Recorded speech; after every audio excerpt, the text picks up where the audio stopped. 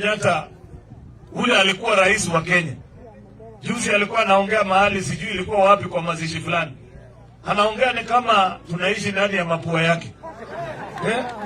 Anasema sijui tulifanya makosa gani. Kama kuna makosa tulifanya ni kukuchagua wewe miaka 10.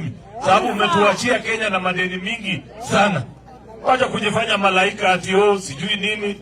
Unajua saa nyingine pia, and I want to tell the retired president, we have had other retired presidents in this country. The late Daniel Arap Moi was a retired president. For the 10 or so years plus that he lived after he left office, hakuna siku alifanya siasa na kumdharau mzee Kibaki. Yeye wakati alienda nyumbani, aliheshimu Kibaki na akanyamaza. Rais Kibaki wakati alistaafu 2012, alibehave kama rais mstaafu. Alienda akaketi chini, akafanya kazi yake kwa heshima ile ambaye inaambatana na mtu ambaye amepewa nafasi ya kuwa rais. Hii kierere ambaye wewe uko nayo huru ulitoa wapi? Si utulie kwa nyumba yako. Mambo ya kuja kutusomea na kutuambia vile tulifanya makosa. Kwani unafikiri wewe ulikuwa malaika?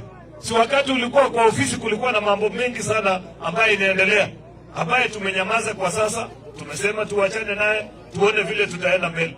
Hii sarakasi kidogo kidogo na tupangie